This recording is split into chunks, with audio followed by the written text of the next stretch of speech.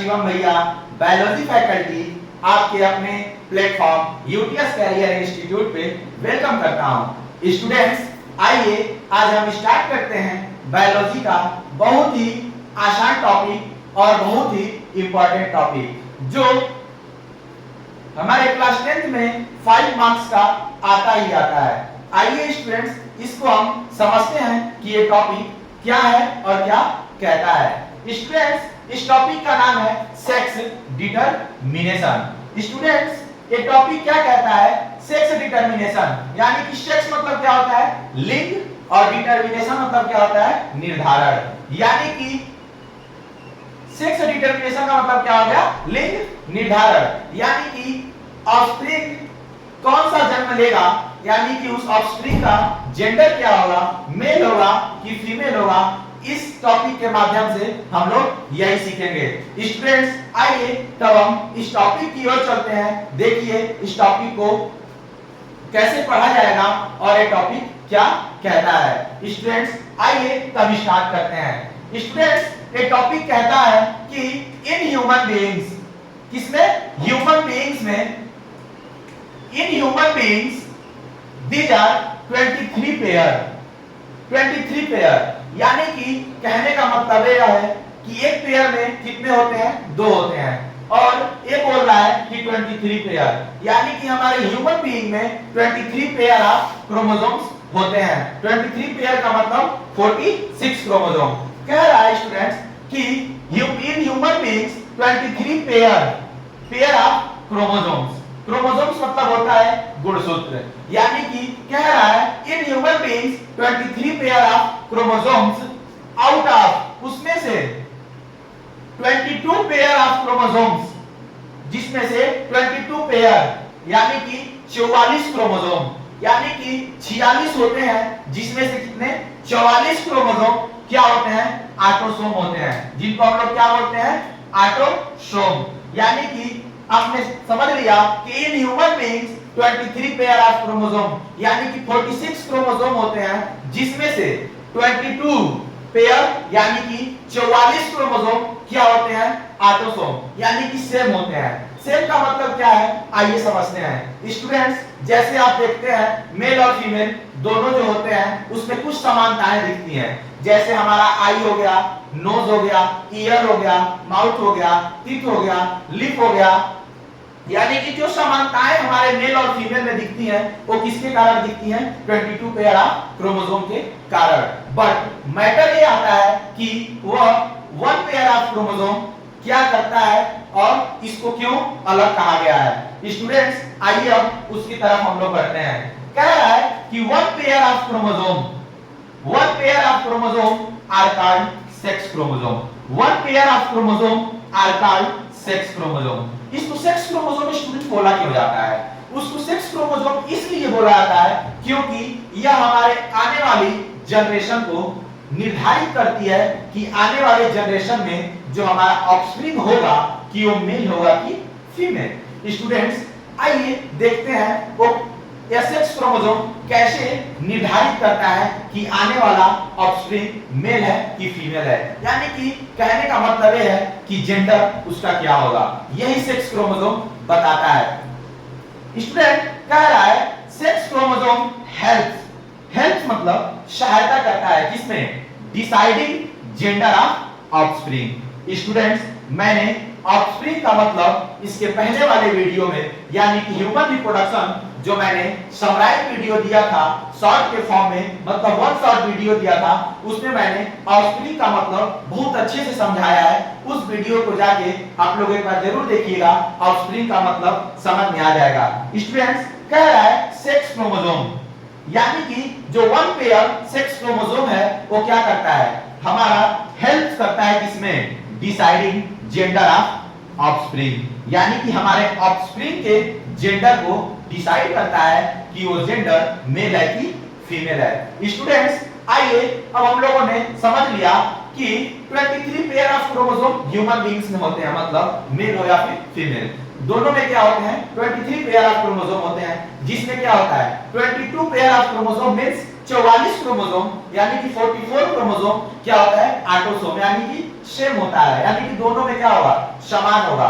इन दोनों के समान होना क्या मतलब है, यानी कि जो मेल और फीमेल में जो क्या होती है समानताएं दिखती है, जो सिमिलरिटी दिखती है वो क्या है इस 22 पेयर ऑफ क्रोमोसोम के कारण है। जैसे हमारे मेल और फीमेल में जैसे ईयर हो गया, आई हो गया, नोज हो गया, हैंड हो गया, लिप हो गया, माउथ हो गया, मतलब जितनी भी समानताएं दिखती हैं वो किसके कारण दिखती हैं 22 पेयर ऑफ क्रोमोसोम के कारण। बट उसमें एक क्रोमोसोम ऐसा होता है जिसको हम लोग बोलते हैं सेक्स क्रोमोसोम। उसको सेक्स क्रोमोसोम बोलते क्यों है?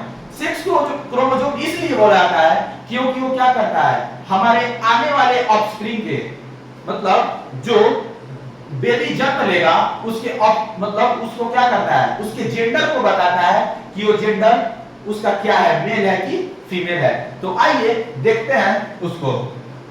इन मेल यानी कि मेल, इन मेल क्या करता है, in male sex chromosome represented by XY।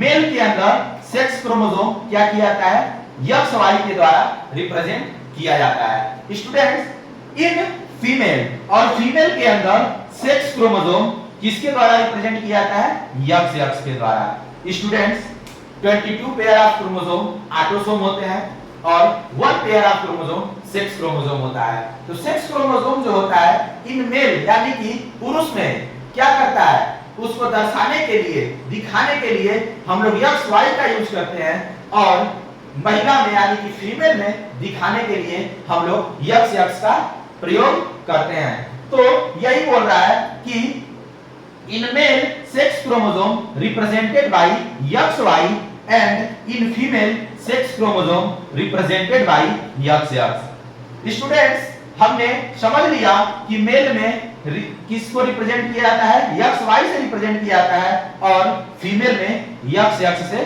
Represent किया जाता है। तो आइए स्टूडेंट्स अब हम चलते हैं इसके आगे कि अब हम देखेंगे एग्जांपल के रूप में कि उसको कैसे हम लोग क्रॉस के माध्यम से समझेंगे कि आने वाला ऑफस्प्रिंग का जेंडर क्या होगा। तो आइए स्टूडेंट्स अब इसको हम लोग एग्जांपल के माध्यम से समझते हैं।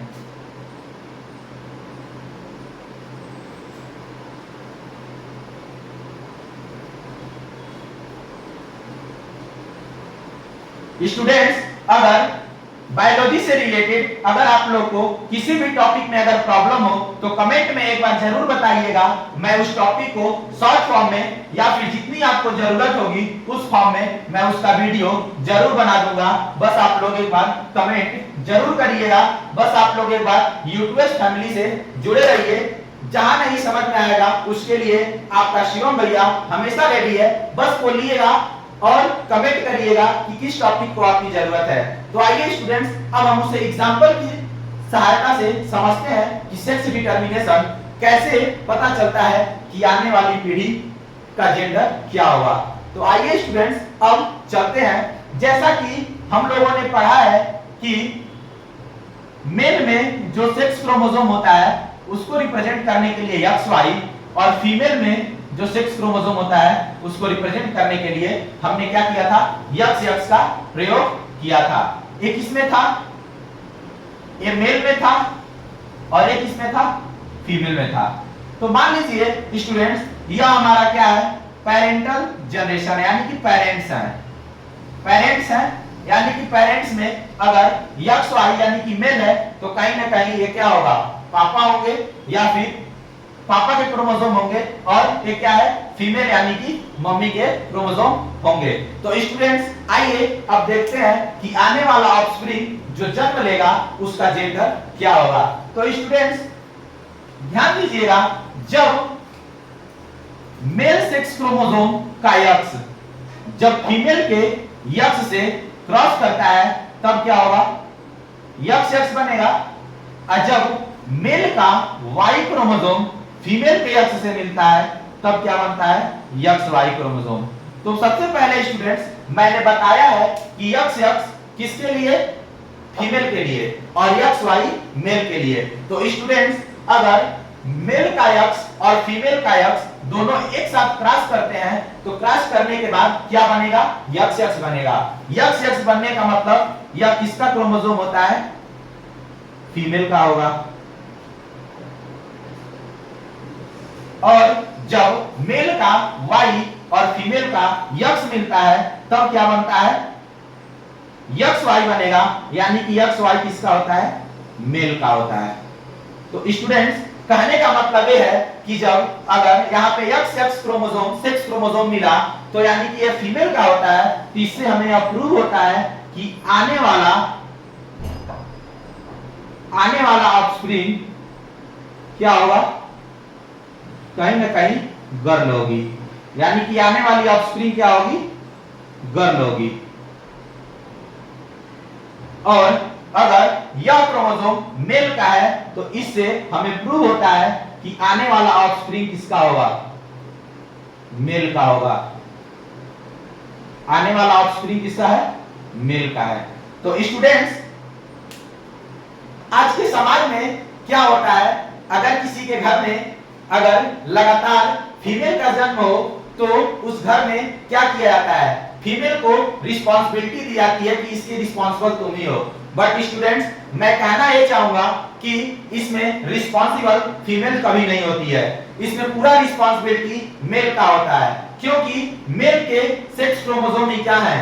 एक्स वाई है, और फीमेल के जो सेक्स क्रोमोसोम है एक्स एक्स है। स्टूडेंट्स, इसमें रिस्पांसिबिलिटी कभी भी नहीं फीमेल की होती है। देखा जाए तो कोई इसमें कुछ नहीं कर सकता है, बट अगर मेल रिस्पांसिबिलिटी फीमेल को देता है तो ये बहुत गलत बात है, क्योंकि इसमें पूरी रिस्पांसिबिलिटी अगर देखी जाए तो किसकी है? मेल की है, क्योंकि मेल का क्रोमोसोम ही क्या होता है? एक्स वाई होता है, और यही रिस्पांसिबल है कि इसका एक्स जाएगा तो फीमेल होगी और इसका वाई जाएगा तो मेल होगा। इसलिए स्टूडेंट्स, यह कहना चाहेंगे कि मेल का वाई सेक्स क्रोमोसोम ही रिस्पांसिबल होता है किसके लिए? ऑफस्प्रिंग के जेंडर के लिए, यानी कि आने वाला ऑफस्प्रिंग मेल होगा कि फीमेल होगा। स्टूडेंट्स, आज का वीडियो अगर आपको अच्छा लगा हो, समझ में आया हो, तो इस वीडियो को लाइक कीजिएगा, सब्सक्राइब कीजिएगा तथा ज्यादा से ज्यादा शेयर करिएगा। धन्यवाद।